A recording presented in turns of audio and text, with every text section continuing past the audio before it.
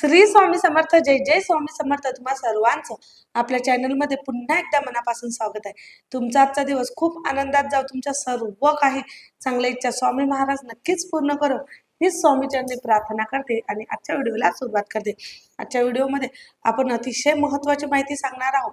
तुम्हाला माहिती आहे 15 तारखेला आहे गुढीपाडवा आणि गुढीपाडवा म्हणजे नवीन वर्षाची सुरुवात. आपल्या मराठी महिन्यातील नवीन वर्षाची सुरुवात ही गुढीपाडव्याला होत असते, म्हणजे चैत्र महिना सुरुवात होत असतो.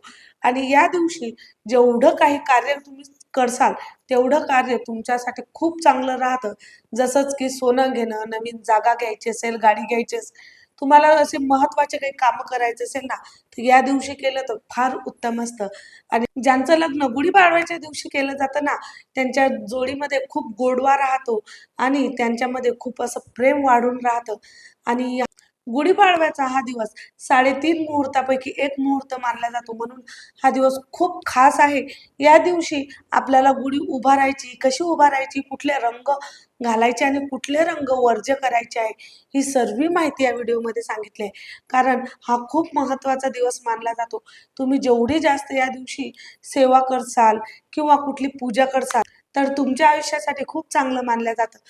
तर गुढीपाडव्याच्या दिवशी सकाळी लवकर उठून घर स्वच्छ वगैरे करून आपल्याला गुढी उभारायची असते. आता गुढी उभारणे किती आहे, गुढी कशी उभारावी हे जे ज्योतिषशास्त्रानुसार सांगितलं आहे त्या पद्धतीतच तुम्हाला सांगते. त्यासाठी व्हिडिओ शेवटपर्यंत आवर्जून बघावा आणि जे पण ताई दादा चॅनलवर नवीन आहे त्यांनी चॅनलला लगेचच सबस्क्राईब करा, जेणेकरून असेच नवनवीन व्हिडिओ तुमच्यापर्यंत लवकरात लवकर पोहोचतील. तर सर्वात अगोदर आणि महत्त्वाचं म्हणजे जेव्हा तुम्ही गुढी उभारसाल तर या दिवशी तुम्हाला गुढी सकाळी 6 ते 8 या दरम्यानमध्येच उभारायचे. बरेचसे ताई असतील की ज्या 9 वाजता, 10, 11 वाजता, कारण वेळेनुसार करता, पण गुढी उभारण्याचा शुभ टाइम हा सकाळी 6 ते सकाळी 8 वाजेपर्यंत राहतो. या शुभ मुहूर्तामध्ये जर गुढी उभारली ना तर फार चांगलं आणि फार सकारात्मक बदल तुमच्या आयुष्यामध्ये घडून येत असतात.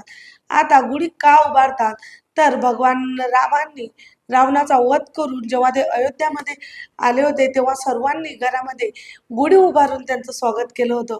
तेव्हापासून गुढी उभारण्याची ही प्रथा सुरू झाली आहे आणि नवीन वर्षाची सुरुवात देखील याच दिवसापासून सुरुवात होते. म्हणून आपण आनंदाचा एक उत्साह म्हणून आपण गुढी उभारत असतो आणि या दिवशी तुमच्या आयुष्यामध्ये काहीतरी चांगलं घडावं, या दिवसापासून तुमच्या आयुष्याची नवीन सुरुवात घडावी, म्हणून हा दिवस खूप आनंदाचा मानला जातो. तर बघा, या दिवशी बरेचसे ताईदादा असतील की जे भगवा झेंडा सुद्धा आपल्या दारी लावत असतात. तर तुम्हाला गुढी कशी उभारायची आहे, गुढी उभारत असताना एक तुम्हाला बांबू लागत असतो आणि ती काठी जी मागच्या वर्षीची असेल ती सुद्धा तुम्ही यूज केली तरी चालेल, मात्र प्लॅस्टिकचं किंवा मग एखादी हलकी काडी या वगैरे नका लावू. व्यवस्थित एक बांबू आणा किंवा मग एक छोटी काठी असेल त्या पद्धतीत तुम्हाला काठी घेऊन यायची आहे. तीच काठी जपून ठेवली तर तुम्हाला दरवर्षी ती काठी कामा येते.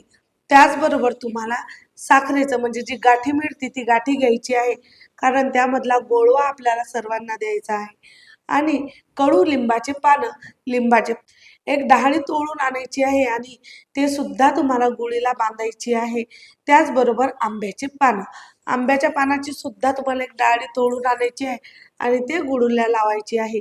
मग तुम्ही गुढीला काय लावणार, एक तुम्हाला साडी लावायची आहे, एक एक साडी लावायची आहे, आंब्याची पानं, कडुलिंबाचे पानं, साखरेची जी गाठी मिळते ती गाठी आणि एक फुलांचा हार. या पद्धतीत तुमची गुढी तयार होईल आणि ही गुढी तुम्हाला सकाळी आपल्या दरवाजासमोर किंवा बाल्कनीमध्ये किंवा मग खिडकीमध्ये तुम्हाला गुढी उभारायची आहे. हे सर्व शुभतेचं प्रतीक मानलं जातं. याचबरोबर तुम्हाला गुढीला नैवेद्य सुद्धा द्यायचा आहे. तुमच्या घरामध्ये जे गोड धोड काही बनलं असेल तोच नैवेद्य स्वरूपामध्ये तुम्हाला गुढीला द्यायचा आहे. आरती करून घ्यायची बस. याच दिवशी बऱ्याचशा ताई साडी नेसत असतात, तर साडी कुठल्या रंगाची नेसावी आणि गुढीला कुठली साडी नेसावी ही खूप महत्त्वाची माहिती आहे, ही तुमच्यासोबत शेअर करत आहे. तर महत्त्वाचं बघा, सर्वात अगोदर तुम्हाला गुढीला हिरव्या कलरची साडी नेसवली तर फार उत्तम, कारण हिरवा रंग हा निसर्गाचं प्रतीक मानलं जातं आणि तुम्ही देखील हिरव्या रंगाची साडी घातली तरी सुद्धा चालेल. त्याचबरोबर केशरी रंग, केशरी रंगाची सुद्धा साडी तुम्ही गुढीसाठी वापरू शकतात, कारण शांततेचं प्रतीक मानलं जातं, शुभतेचं प्रतीक मानलं जातं. त्याचबरोबर लाल रंग. लाल रंग हा सौभाग्याचं प्रतीक मानलं जातं. म्हणून तुम्ही गुढीसाठी सुद्धा लाल कलरची साडी घेऊ शकता. तुम्ही सुद्धा लाल रंगाची साडी परिधान करू शकता. नंतर आहे तुम्हाला पिवळ्या कलरची साडी. पिवळ्या कलरची साडी सुद्धा गुढीसाठी तुम्ही ठेवू शकता आणि तुम्ही सुद्धा परिधान करू शकता. यामध्ये सूर्याचं तेज म्हणून हा पिवळा रंग ओळखला जातो आणि आपल्या आयुष्यामध्ये सुद्धा तेज एक निर्माण करत असतं. त्याचबरोबर तुम्हाला गुलाबी रंगाची साडी हे सुद्धा गुढीला चालत असते आणि तुम्हाला देखील गुलाबी रंगाची साडी चालतं. त्याचबरोबर सोनेरी रंग. सोनेरी रंग हा सोन्याचं प्रतीक मानलं जातं आणि तुमच्या आयुष्यामध्ये ते तुम्ही धन काही घेसाल या दिवशी, ते तुमच्या आयुष्यामध्ये कायम टिकून राहावं यासाठी सोनेरी रंग सुद्धा खूप महत्वाचा असतो. म्हणून गुढीला तुम्ही सोनेरी रंगाची सुद्धा साडी नेसू शकता. गुढीला मग तुम्हाला या 5 साड्या नेसू शकता. एक केशरी रंग, हिरवा, लाल, गुलाबी आणि पिवळा आणि केशरी हे 6 रंग खूप शुभ मानले जाते आणि या दिवशी जर तुम्ही या 6 रंगाची साडी गुढीला उभारली तर नक्कीच तुमच्या आयुष्यामध्ये सुद्धा सुख, समृद्धी, ऐश्वर्य सर्व गोष्टी मिळणार. आता कुठले रंग चुकूनही तुम्हाला परिधान करायचे नाहीये ते बघा. सर्वात महत्वाचा रंग म्हणजे तो काळा. काळा रंग अशुभतेचं प्रतीक मानलं जातं. म्हणून काळा रंग हा त्या दिवशी बिलकुल अजिबात तुम्ही परिधान करायचा नाही आहे आणि गुढीला सुद्धा नाही घालायचा आहे. म्हणून तुम्ही काळा रंग हा त्या दिवशी वर्ज्य ठेवा. त्याचबरोबर एकदम गडद निळा कलर असतो बघा, एकदम निळा कलर जो असतो ना तो कलर सुद्धा तुम्हाला गुढीला घालायचा नाही आणि तुम्ही देखील टाळा या दिवशी निळा कलर घालायचं. याचबरोबर तुम्हाला पांढरा रंग पूर्ण पांढरा असेल ना तर तो रंग सुद्धा गुढीला सुद्धा घालायचा नाही आणि तुम्ही सुद्धा घालायचा नाही.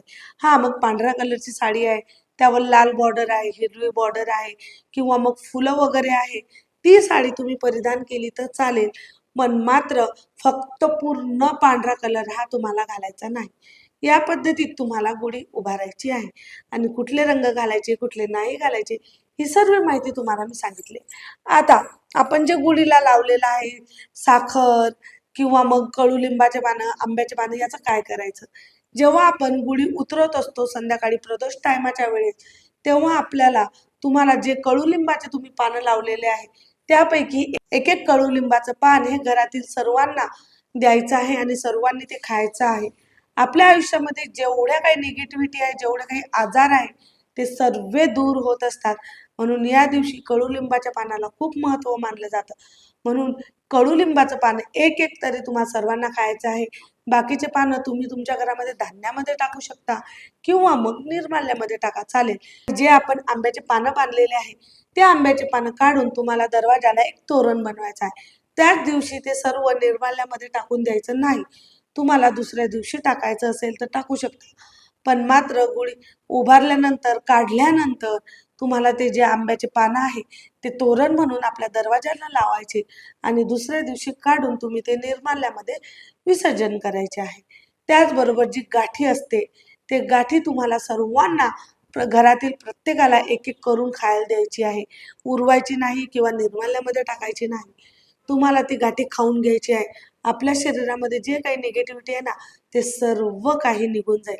म्हणून ती गाठी तुम्हाला प्राशन करायची आहे.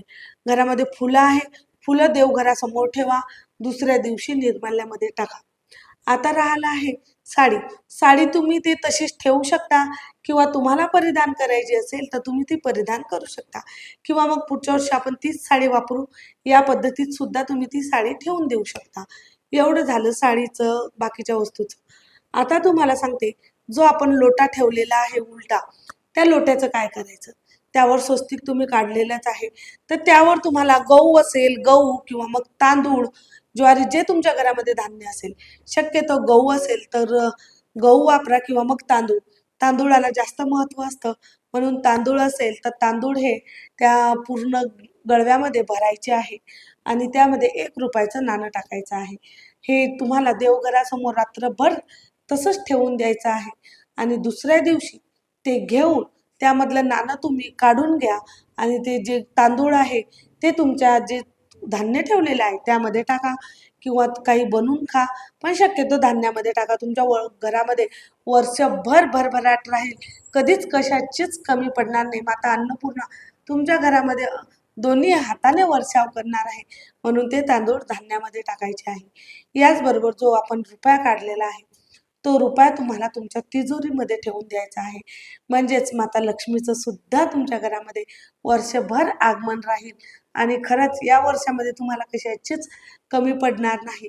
याचबरोबर तुम्ही जेव्हा सकाळी अंघोळ करसाल त्यावेळेस तुमच्या पाण्यामध्ये कडुलिंबाचे पानं टाका आणि आणि थोडंसं मीठ टाकायचं आहे.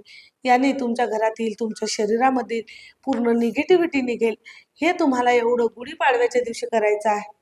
हे तुम्हाला गुढीपाडव्याच्या दिवशी करायचं आहे. खूप महत्त्वाचा सण आहे, खूप महत्त्वाचा दिवस आहे. तुम्हाला अगोदर पण सांगितलं 3.5 मुहूर्तापैकी एक मुहूर्त आहे आणि याच दिवसापासून चैत्र नवरात्र सुद्धा सुरू होत असते.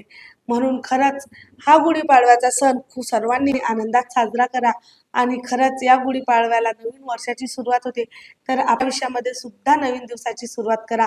नवीन मित्र तयार करा. जे काही पुराण्या काही गोष्टी असतील, जे काही भांडणं वगैरे काही झालं असेल, सर्व सोडून द्या. स्वामीच्या सेवेने, स्वामीच्या आशीर्वादाने नवीन जीवनाला सुरुवात करा आणि खरंच या नवीन वर्षामध्ये सर्वांचं सर्व चांगलं होईल ही स्वामीच्या मी प्रार्थना करते आणि आजची माहिती इथेच थांबते.